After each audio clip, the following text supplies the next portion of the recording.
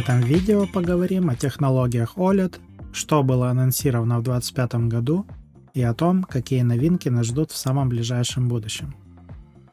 Чем же отличаются технологии WOLED и QD-OLED?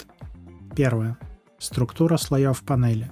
В основе технологии лежит общий принцип излучения органических светодиодов, но формирование видимого света происходит немного по-разному. Так, в WOLED сгенерированный условно-белым органическим светодиодным слоем свет использует цветные фильтры, как в старых LCD, чтобы получить базовые цвета RGB. В дополнение к ним есть отдельный чисто белый пиксель, который помогает увеличить общую яркость изображения в некоторых сценариях. После слоя с цветными фильтрами обычно идут поляризационный слой и, в некоторых свежих моделях, слой микролинз MLA – Micro Lens Array для дополнительного увеличения яркости. В QD-OLED используется более эффективная схема. На подложке лежит условно-синий органический светодиодный слой, а на нем, методом струйной печати, нанесен слой из квантовых точек, который преобразует синий цвет нижнего слоя в красный и зеленый цвета классической структуры RGB. Поляризационного фильтра, а также слоя с микролинзами по состоянию на середину 2025 года в QD-OLED нет. Этот подход имеет свои преимущества. Он позволяет добиться более однородного серого поля, что многократно подтверждено в тестах. Кроме того, энергия света для преобразования цвета не тратится в фильтрах, а со 100% эффективностью, то есть без потерь, преобразуется в свет другой длины волны, а значит другого видимого цвета. Но у этого подхода есть и недостаток. Окружающий свет снаружи экрана также может активировать квантовые точки. Поэтому при внешней засветке темные области QD-OLED экранов приобретают неприятный серый оттенок, практически сводя на нет преимущества OLED как технологии в контрасте. У WOLED панелей этот эффект выражен гораздо слабее. Второе. Структура пикселей. В первых поколениях WOLED структура пикселей схожа с LCD и описывается по формуле RWBG. В более поздних моделях LG поменяла структуру на RGWB. В QD-OLED расположение пикселей имеет алмазоподобную ромбическую структуру RGB – Diamond Pixel Pentile. Отсутствие белого пикселя и светофильтра для основных цветов RGB сыграло ключевую роль в очень хорошей равномерности серого цвета в тестах. В первых поколениях пиксели были округлой формы. Позднее Samsung придал им более прямоугольную форму для улучшения четкости текста и других прямых линий. Третье. Четкость текста. Четкость текста напрямую связана с разрешением экрана, структурой и формой пикселей, а также типом покрытия экрана, матовый или глянцевый. Если с первым и последним все очевидно, то с формой и структурой пикселей есть некоторые проблемы. В сети есть масса сравнений макроснимков экранов с разными структурами субпикселей, и текущий консенсус сводится к тому, что для наиболее четкого воспроизведения текста на экране монитора структура субпикселей должна повторять таковую у LCD-панелей со строгой прямоугольной формой и последовательностью основных цветов RGB. Нестандартная форма и пространственное расположение QD-OLED субпикселей, а также наличие, так сказать, лишнего белого субпикселя у WOLED вносит некоторую сумятицу, и производители софта, в частности Microsoft, не спешат адаптировать операционные системы под новый формат пикселей в мониторах. Возможно, решение проблемы появится в 2026 году, когда, по слухам, будут представлены первые настоящие RGB-панели OLED от LG, без белого субпикселя. Четвертое. Воспроизведение цвета. В целом, за счет более эффективного получения главных цветов RGB в матрице QD-OLED и более четкого разделения их спектра, она обеспечивает большее покрытие цветового пространства и гораздо лучшую яркость цвета. По сравнению с WOLED, у него нет отдельного белого пикселя, который размывает цвет на высокой яркости. Например, любимая киношная сцена обзорщиков из Mad Max Fury Road с гитарами и огнем позволяет оценить, насколько больше оттенков цвета пламени передает QD-OLED по сравнению с WOLED, и как цветность не пропадает с ростом яркости. Пятое. Яркость. С яркостью тоже не все однозначно. Судя по тестам топовых ТВ 2025 года, WOLED снова впереди. И хотя оба Samsung и LG на выставке Customer Electronics Show 25 заявляли максимальную яркость своих новых панелей до 4000 нит, и то, как эта яркость в итоге реализуется, зависит только и исключительно от изготовителя конечного устройства. Многие компании подходят очень консервативно к трактовке максимальной яркости в своих устройствах и лимитируют ее задолго до физического предела каждой конкретной матрицы.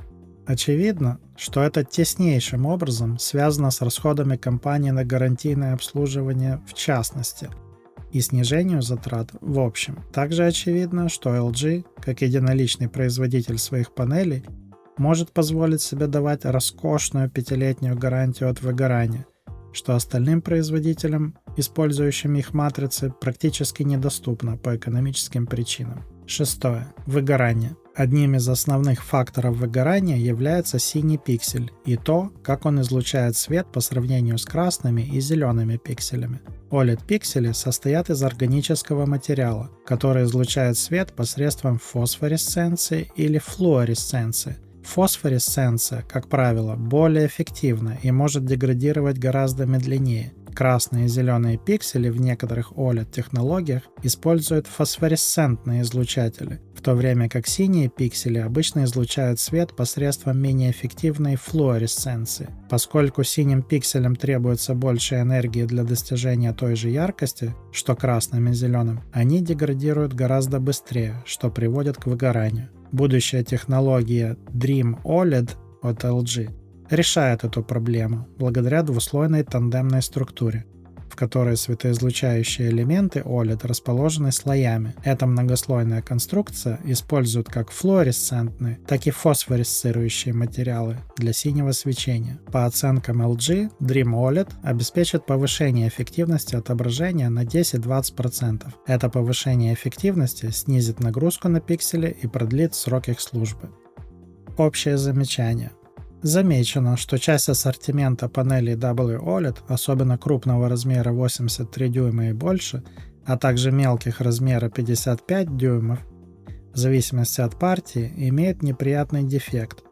У них серая заливка выглядит крайне неравномерно и создает так называемый эффект облачности – Dirty Screen Effect или эффект грязного экрана. И хотя QD OLED экранов размером больше 77 дюймов пока нет, существующие размеры все как один демонстрируют потрясающую однородность серой заливки практически на любых яркостях, и это значимое достижение технологии. Итак, какие нововведения произошли в 2025 году? На выставке Customer Electronics Show 25 оба ключевых разработчика и поставщика OLED-панелей, Samsung и LG, представили свои новые достижения. Как уже упоминалось выше, оба производителя заявили максимальную яркость своих новых OLED-панелей до 4000 нит, но каждый достиг это своим способом. Так LG представила новое строение своих OLED-панелей 4-го поколения, в которых вместо одного желтого светоизлучающего слоя разместила два слоя красного и зеленого цветов. Такая структура получила преждевременное название Primary RGB Tandem. Это позволило увеличить полноэкранную яркость по сравнению с прошлогодними моделями на величину до 30%, а цветовую яркость до 40%. Также это позволило отказаться от MLA, или слоя с микролинзами, который в некоторых условиях освещения придавал сероватый мутный оттенок поверхности экрана. Это очень хорошо было заметно, если поставить рядом два разных монитора. Также LG рекламировал визуальное превосходство 4-го поколения своих OLED-панелей. Это новый антибликовый слой Ultra Anti-Reflection, который сохраняет экран визуально более контрастным, без потери черного, даже в сложных условиях внешнего освещения. Это эволюционное развитие антибликового поляризационного слоя Vanta Black, который LG использует уже несколько лет. Samsung для своего четвертого поколения OLED, в свою очередь, акцентировал внимание на следующих аспектах. Новый EL электролюминесцентный слой поколения 3.0, который повышает эффективность на 30%, снижая энергопотребление и тепловыделение. Новая пятислойная структура панели, включающая в себя 3 синих и 2 зеленых слоя. Причем все эти слои теперь изготовлены с использованием дейтерия. Дейтерий, или тяжелый водород, резко замедляет деградацию органического материала для OLED-панелей. Samsung заявила об увеличении долговечности своих новых панелей ни много ни мало в 2 раза. Также Samsung расписала, насколько конкретно вырастет яркость в каждом из режимов заполнения экрана.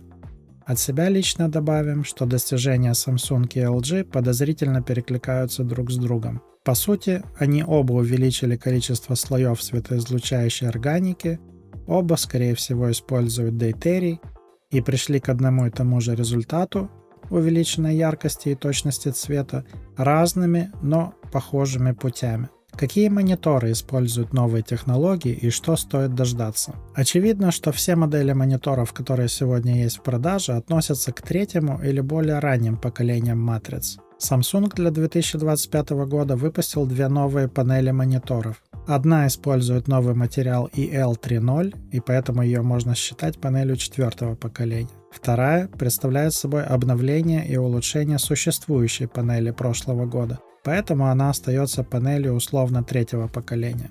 Первая модель оснащена новой технологией EL 3.0, предлагает разрешение 4К, что впервые доступно на потребительской OLED-панели с высокой частотой обновления и диагональю 27 дюймов. Эта панель имеет частоту обновления 240 Гц и соответствует требованиям стандарта веса Display HDR 400 True Black, как и все предыдущие QD OLED-мониторы.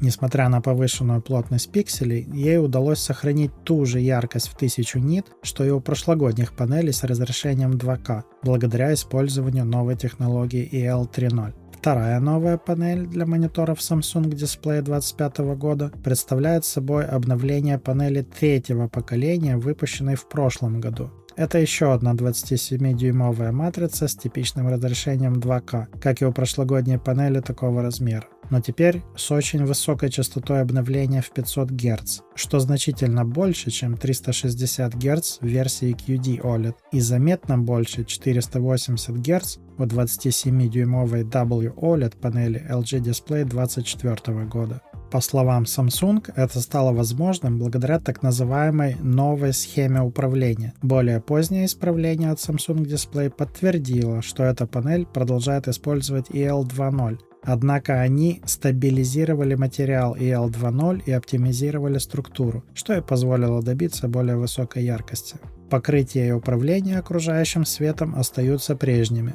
Следует отметить, что новые панели QD OLED 2025 года по-прежнему имеют стандартное полуглянцевое покрытие экрана от предыдущих поколений. Никаких изменений в структуре панели, которые могли бы повлиять на обработку глубины черного в ярко освещенных помещениях, не предусмотрено. Хотя в Samsung Display сообщили, что они осведомлены об этих проблемах и изучают другие варианты покрытия со своими клиентами, производителями дисплеев на будущее. На выставке Customer Electronics Show в Лас-Вегасе также был представлен прототип 27-дюймового QD OLED монитора с более высоким разрешением 5К. У него еще более высокая плотность пикселей 220 ppi и отлично подойдет создателям контента и дизайнерам. Пока заявленная частота обновления всего 120 Гц. Многие на профильных форумах спрашивали, будет ли обновление 4-го поколения для 32-дюймовой панели и сверхшироких панелей.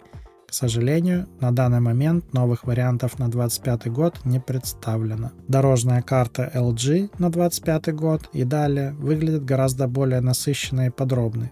Всего на матрицах 4-го поколения LG выпустят следующие размеры телевизоров: 48, 55, 65, 77 и 83 дюйма. От размера 42 дюйма, видимо, отказались, чтобы не залезать на территорию мониторов для ПК. Как мы уже говорили ранее, в 2024 году, начиная с 3-го поколения матриц, LG поменяла размещение основных цветов пикселей на RGWB для оптимизации отрисовки текста и данных на компьютерных мониторах. В 2025 году LG продолжила это направление, и все мониторы с 2025 года будут поддерживать именно эту структуру субпикселей. Для подавления отражений и бликов в четвертом поколении матриц LG используется новая технология под названием Ultra Anti-Reflection. Что она делает? Блокирует до 99% отражений, как от внешнего света, например, комнаты, так и внутреннего, например, от подсветки панели. Позволяет сохранить идеальные черные тона даже в ярко освещенной комнате, не снижает цветовой охват и точность, сохраняется 100% цветовая точность даже при ярком внешнем освещении.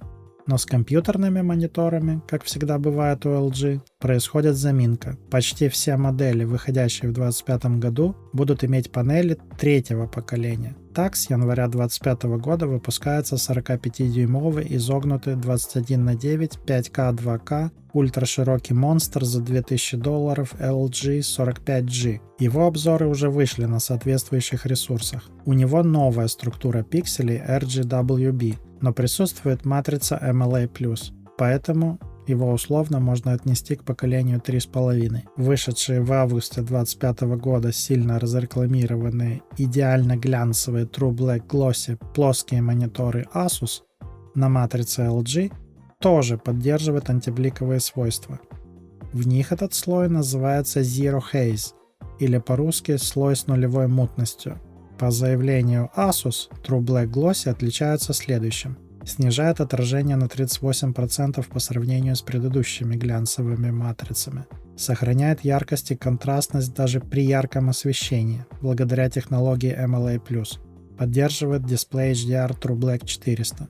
И хотя True Black Glossy разрабатывался в сотрудничестве с LG, из описания видно, что это все же матрица предыдущего, третьего поколения, так как в панелях последнего, четвертого поколения, слой микролинз полностью отсутствует. Это наводит на мысли, что аналогичный глянцевый монитор на панели четвертого поколения с большой долей вероятности может быть разработан и выпущен позже, в 2026 году. Огромный минус этой линейки, как и всех предыдущих, наличие только низкоскоростного по сегодняшним меркам порта DisplayPort 1.4.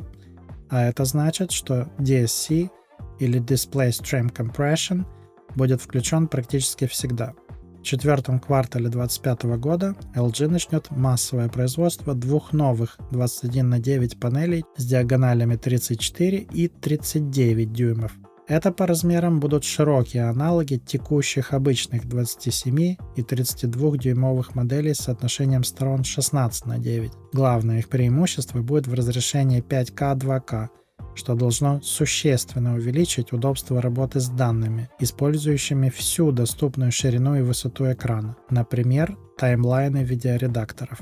Пока о будущих ценах ничего не известно, но некоторые представления можно получить из новости от 4 августа 2025 года об анонсе профессионального IPS-монитора LG на IPS-панели с соотношением сторон 21:9 и диагональю 40 дюймов LG Ultrafine 40U. Его начальная заявленная цена $2250. Справедливости ради, на четвертом поколении панели от LG в 2025 году выйдут всего несколько моделей. Это фирменная LG Ultra Gear, Gigabyte, ASRock, а также планируется необъявленная пока модель Asus. Все они выйдут на панели LG четвертого поколения, но разрешение будет всего 2К. Еще в августе 2024 года вышла новость о разработке тандемного многослойного OLED на основе гибридной технологии с фосфоресцирующим синим слоем в дополнение к флуоресцентному. К сожалению, позже пришла новость, что в массовое производство новый стабильный материал пойдет только в 2025 году или позже, поэтому в текущем поколении крупных панелей LG не успеет его использовать. Партии мелких экранов пойдут сначала только в телефоны и планшеты. Зато LG не отказалась от заразного слова «тандем» и для большей путаницы стала его использовать для своего четвертого поколения панелей, в котором все еще нет фосфоресцирующего слоя новейшей разработки. Ну и наконец, на 26 год, по слухам, готовится выход панели LG с настоящей RGB структурой субпикселей, только с красным, синим и зеленым, без белого. Вероятно, там и будет использоваться новый материал, и нужда в белом пикселе отпадет, но пока об этом нет никакой подробной информации.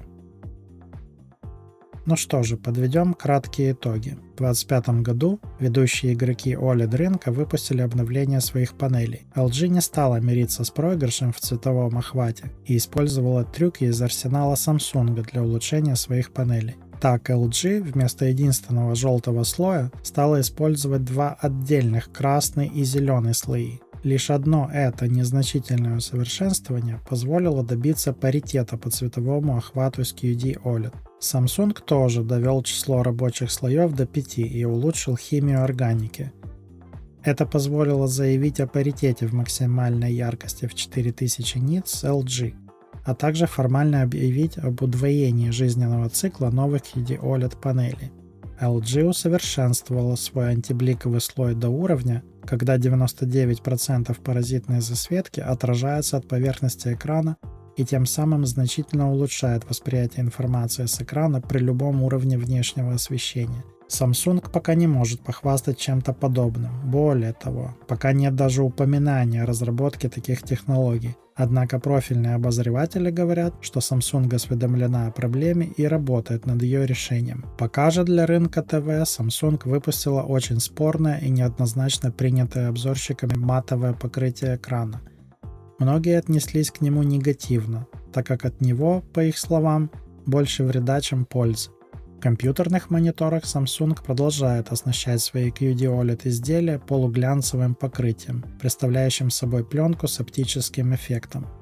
Многие, тем не менее, жалуются, что ухаживать за поверхностью экрана с такой пленкой довольно непросто. Она очень быстро схватывает микроцарапины и повреждения. Как мы выяснили, большинство моделей OLED, присутствующих в продаже, все еще используют матрицы прошлых поколений. А матрицы новых поколений, особенно для компьютерных мониторов, несмотря на анонс еще в январе 2025 года, начнут массово производиться лишь в четвертом квартале 2025 года. То есть реальные изделия на панелях четвертого поколения появятся только в 2026 году, не раньше. Рынок компьютерных OLED-мониторов бурно развивается, и мы следим за новинками.